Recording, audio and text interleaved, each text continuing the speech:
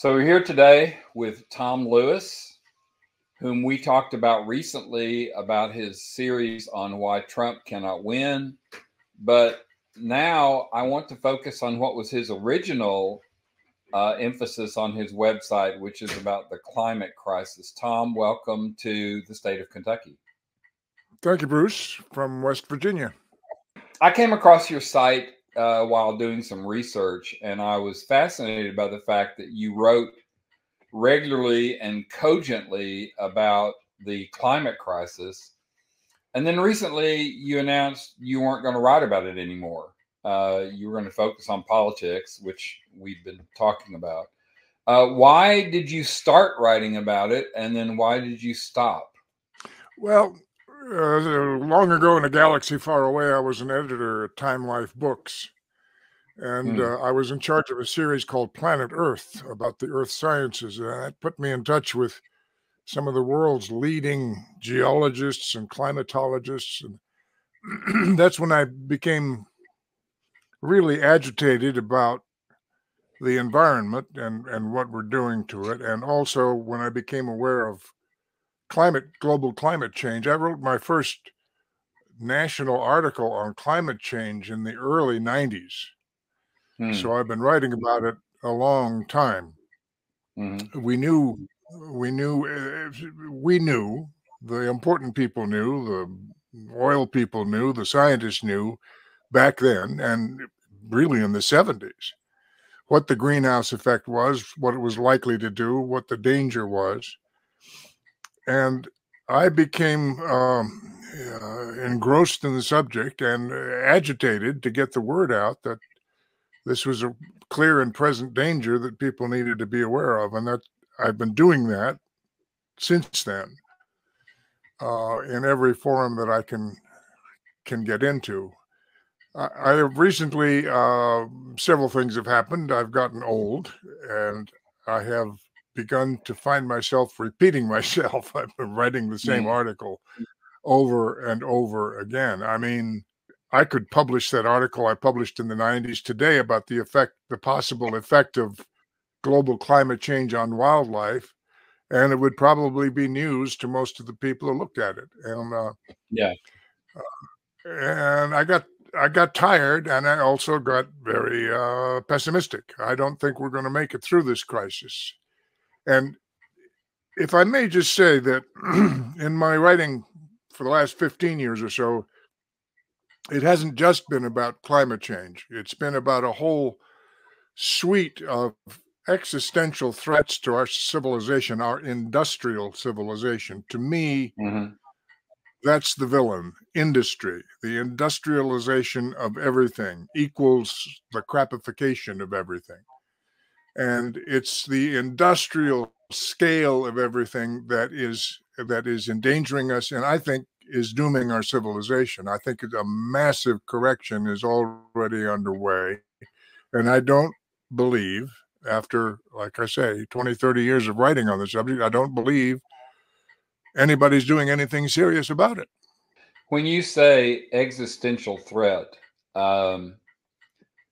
that obviously can range in impact to some extent, but it sounds like you are saying that it's going to be not just, okay, parts of the earth become uninhabitable, which is the book that came out last year, The Uninhabitable Earth, but that it's actually going to affect even places like Kentucky that are somewhat isolated from some of the effects.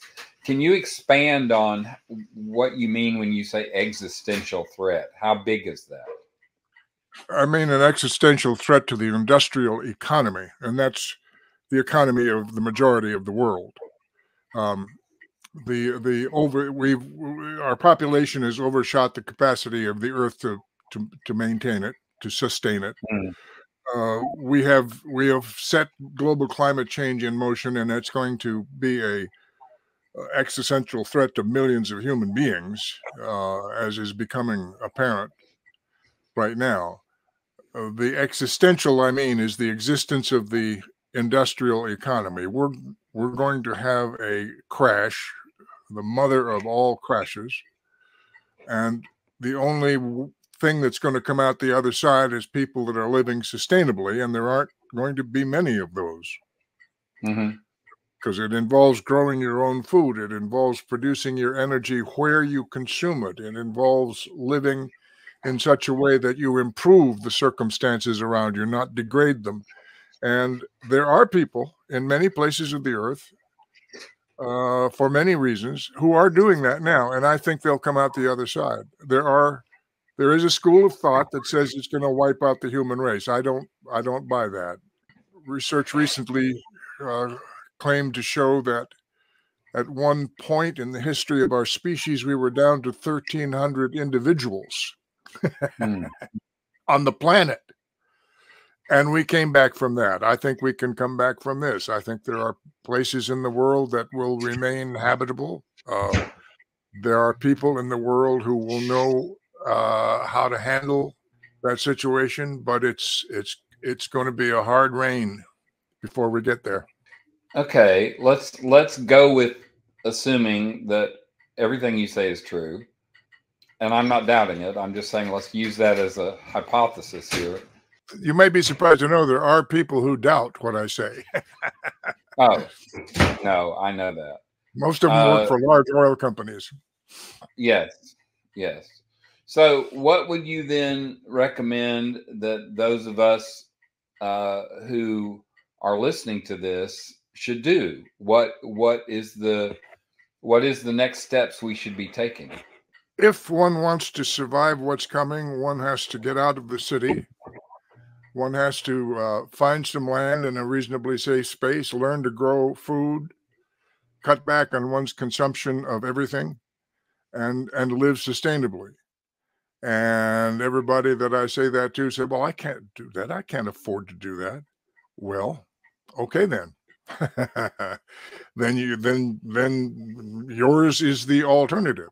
There are people, as I say, here and there around the world who are doing that because they believe they see what's coming. And the alternative is not a reduced income. The alternative is the worst imaginable. So they're doing it. And the thing with these things, they don't happen on schedule. People say, aren't you tired of not having any of your predictions come true? Well, no, I'm not, because they're all coming true. They're just coming true in sort of geologic time. Almost all of the predictions of 20 and 30 years ago about what global climate change was going to do, almost all of those things are happening right now. They're visibly happening. And we live in a country that is going through a presidential election right now in which none of those things are mentioned. Right. And if you live in Florida, you live in a state that has recently made it illegal to use the term climate change in any state paper. Yeah. Florida, which is the most endangered state from rising sea levels in the country. So what sort of time frame, and I realize that this is just estimate work, what sort of time frame are you talking about for this? I have no idea. Like I say, this is like the predictions of the big earthquake on the San Andreas Fault, right? They've been out there for 30, 40 years, and everybody says, so much time has gone by, it's less and less likely. On the contrary, the more time goes by, the more likely it is, because time equals the buildup of tectonic pressures and makes the big one even bigger when it comes. But we're so used to news cycles that last for 48 hours and history that only goes back 6 months that it's very difficult for many of us to comprehend the slowness with which big things happen. And climate change is a very big thing. Plus, it's a very complicated thing. And, people walk onto the floor of the Senate and hold up a snowball and say, you see, climate change can't possibly be happening. So the complexity and the slowness are deluding people into being capable of denial of the whole thing, which is what a great many people are doing. Have you had anybody in any sort of leadership, corporate, governmental, nonprofit, whatever, who has actually listened to you and tried to act on what you have written? Well, it isn't so much listening to me. I'm one of many people that have been writing about these things. But no, um, I see no leadership of any kind in any elected form in this country or any other that's proposing seriously to take any serious steps. I mean, look at the COP28 meeting, the Council of Partners to the United Nations Treaty. This is the worldwide commitment to fight climate change. They just had their 28th annual meeting to review the progress. Where did they have the meeting? In Dubai, a petro state. Who went to the meeting? The majority of the attendees were big oil lobbyists flying private jets into an exclusive resort. Yeah. They did some mealy-mouthed things about, boy, we're sure going to get on climate change pretty soon, all right, and they disbanded. And they've done that now for 28 consecutive successful years. This is what we get. We get the Biden administration asking rightly for credit for putting together the biggest climate bill ever, but that's because there wasn't ever any climate bill before. And it's a drop in the bucket. The East Coast is going under. Florida is going under. Salt water is intruding into the farmlands and the aquifers of the East, South, and West coasts. Now, as we speak, climate migration has already begun in this country. People fleeing areas that have been made uninhabitable by sea level rise, wildfire, drought. It's underway now. And you can't find a politician in this country who will turn and look at it and say, you know what, this is an emergency. Okay, maybe there's one or two. The governor of Washington, it seems to me, said something like that recently. But anyway, very, very rare. I'm interested by, your books and some of the things that were in them. And it sounds to me like you have basically gone beyond where the books were and are saying, okay, essentially it's over. It's too late for us to do anything except get ready for this crash that's coming. Is that a fair assessment? Yes. Yes, logic tells me, and I'm not a scientist. I'm a reporter, but I report on what the scientists are publishing and saying. I mean, if you want to see somebody whose hair is on fire, the Secretary General of the United Nations has been warning the world that we're on the edge of a major disaster. Nobody's listening to him. Nobody that has the power, and I say the power, and nobody has that power, because the real culprit in this is the American and Western consumer, who will brook no inconvenience. Mm-hmm. Let me tell you a quick story to illustrate that. It was a gathering of people discussing climate change and its effects, and there was a speaker, and he laid out the case. And in the question period afterwards, somebody said, well, I get that there's a danger, and I get that there's bad things coming. What specifically should we do? And the speaker said, well, to start with, would you accept a 15% surcharge on your electric bill so we can start rebuilding the grid and distributing energy and getting more sustainable energy? The answer was immediate. Hell no. Hell no. Somebody else is going to have to pay. Somebody else is going to have to endure the inconvenience. Not me. I want you to fix it. I want you to come up with some technology, some new gizmo that makes it unnecessary for me to inconvenience myself in any way. So the American consumer bears a very large share of the responsibility. The American consumer doesn't realize it, of course, or understand it, but it's the case. So one thing that I do not remember reading in your books, and I may have missed it, or on your website, is the impact of this on governmental systems. What happens when we find out that our leaders have been cowards about this. And when it hits the fan, what do you think is going to happen to our governmental setup? Well, when we get to that point, it'll be so far down the road there probably won't be any government. I mean, we're going to lose. When you talk about losing the industrial base, you're talking about the internet's gone. You're talking about the cell phones are gone. You're talking about the grid is gone. Nobody's going to be worried about what they're doing in Washington. It's going to be survival time. And our horizons, those who survive, I have always said that I'm an age optimist. I'm confident I'm going to be dead before this happens. And I count on it because I'm too old to make the preparations necessary. So I just soon be out of here before it comes in the door. And I think I've got a good chance. But it's when it does happen, when the crash does come, it's going to be it'll speed up then. Events will not go slowly then. I mean, they keep talking about tipping points. You know, there's a tipping point in the Atlantic Ocean right now. The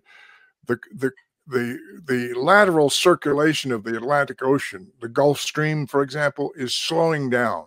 And if it slows much more, the climate of Europe, England and Europe, is going to change dramatically and instantly. It's no longer going to be temperate. Things like that. And there are tipping points all over the place that scientists have been warning us about for years, and we just head toward them. So in terms of watching for the signs, you talked about the climate in Europe. One of the things that I have read about is the impact on food supply and water supply. Yeah, those were major parts of my book. And I read, there was an article up today. I cannot give you the citation, but it reviewed the crop situation as of now in the major crop growing regions of the world. And a national NGO that's concerned with food supply said we are on the verge of a major global crisis in food supply because of the failure of crops. See, one of the other villains here is industrial agriculture. My mantra for years has been, if it's industrial, it's not sustainable.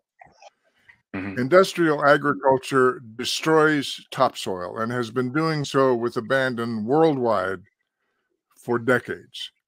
Industrial agriculture pollutes surface waters to the extent that because of agricultural runoff, the dead zone at the mouth of the Mississippi River is the size of Rhode Island, an area in which nothing can live. This is going on unrestrained, and it continues to go on. The industrial agriculture wastes water. The Ogallala Aquifer that underlies the most productive agricultural land of this country is almost gone. And that doesn't replenish overnight. It doesn't replenish for centuries. And when they start sucking air with those multiple straws that are in the Ogallala Aquifer that provides necessary irrigation without which you don't get a crop when you're west of a certain meridian in the United States, that's going to bring on a food crisis. So it's all these things that are building and are going unrestrained. Right now, you know, they're trying to do something about the river that goes down to Mexico. It doesn't meet the sea anymore. And they're trying to divide up the very last drops of water that exist in that river. And it's not going to be replenished. It's not coming back. It's going away. I have put you into a deep depression, haven't I? No. These are all things that I was aware of. It's just having to put them all into one interview can get somewhat depressing. Yes, it's a funny thing. We're aware of the parts of the thing, And one of the ways that we achieve denial, which is not just a river in Egypt, is that we refrain from putting the parts together. We just don't do it. Right. When you do it, it takes on a shape that isn't nice. Yeah. Well, I appreciate the fact that you have talked about this and written about this for years. I appreciate your books and your website, and I appreciate your honesty. Thank I you. believe that you're telling it the way we need to hear it. I will take a look at some of the preparations you mentioned. I think that not for me so much, but for my Right. children, we need to be thinking about that. If somebody wants to get more information, is your website a good place, or are there other places they should go? Where should people go to dig deeper into what you have said? That's a good question. There's a good deal of environmental reporting being done now. Let me give that some thought and shoot you an email so you could put up something with the interview, perhaps. I need I need to I need to think that over. Okay, that'll be fine. I will tell you. Let me just tell you a brief. When I was working on the book Brace for Impact, I was at a New Year's Eve party, and this lovely young lady sidled up to me and said, "So, what are you working on?" And I said, I'm working on a book." She said, "What's it about?" I said, "It's about the fact that the industrial economies of the world are about to collapse, and there's nothing we can do about it." And there was a brief pause. She looked at me. She says, "Is this where I bat my eyes and smile and move away?" So I said, "No, I won't talk about it anymore." Right. Yeah. It's can certainly be a conversation killer, but so can serious medical diagnoses. I mean, you got to face it. If you don't face it, it just gets worse. Tom Lewis, author, There you go. editor, thank you so much for your time, and send me that list of places or things, and I will add it to the text under the interview. Okay. Thank you, Bruce. Appreciate your interest. All right. Bye bye.